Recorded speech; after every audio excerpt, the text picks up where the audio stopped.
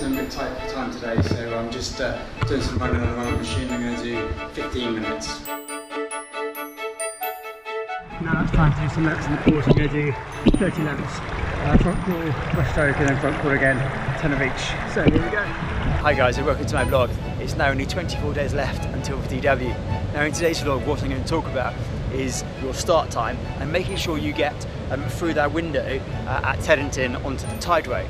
Now this year the tide, I think it's about 3:30 to 7:45, so you can get through Teddington, through that window from half an hour before high water to, I think it's 3.5 hours after high water. So you've got about a 4-hour window there to get onto the tideway through Teddington, which should be enough, and it should give you enough margin for error, i.e. if you're down on your time or if you're up on your time. All you've got to do is you've got to make sure that you start so that you allow yourself to get the fastest possible time that you are capable of, but you've also then got to take into account if there is a problem or if something happens. So it's very, very important that you give a lot of thought to realistically, what kind of time you're likely to do.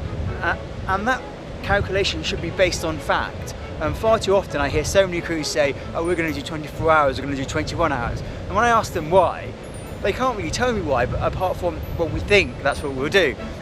But it needs to be based on fact, and that could be a waterside D time, that could be comparators with other crews. You need to sort of nail down why you're going to do this. An important thing to note for the slower crews is that when they get to the Thames, their times will exponentially increase. So they spend a lot of time on the canal because there's no flow and they're slow getting in and out of the boat. But when they get to the Thames, they will speed up quite considerably. And I've known a couple of crews in the past to pull out at Dreadnought Reach because they've had a look at what time they've done the canal in, and they've had a look at, they've got, obviously all the Thames to go, and they've come to the conclusion that they're not going to make it. And often, more often than not, they're wrong because they've not taken into account that actually their pace now is going to pick up significantly because they don't have all the portages slowing down, and because they've got flow, they may well make it. So you've got to bear this in mind. How do you calculate your start time, and what time should you be aiming to get to Teddington for?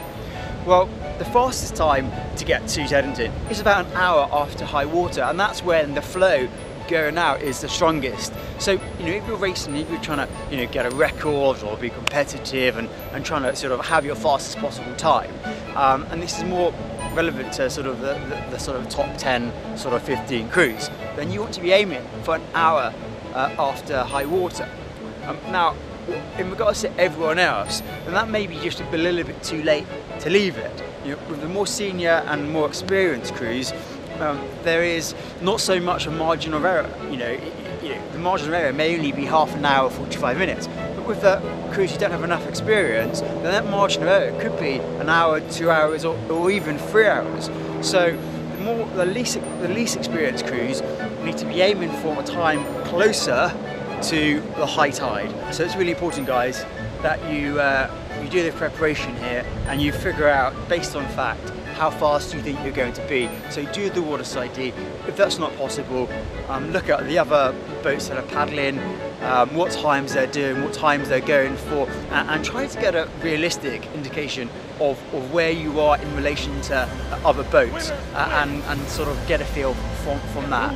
But so let's get into Teddington and the tide window. Hope everything is going well, and we'll be back tomorrow. No more TV, no more snacks, no more desserts, no, we working out now. No more alcohol, not right now. No, I can't handle it right now. You need to tell you that you owe you something. I'm going to fight, I'm going to work, I'm going to press toward, I'm going to learn, I'm going to do everything in my power every single day. I'm going to do everything in my power to become a victor and not a victim. Winners win and losers lose.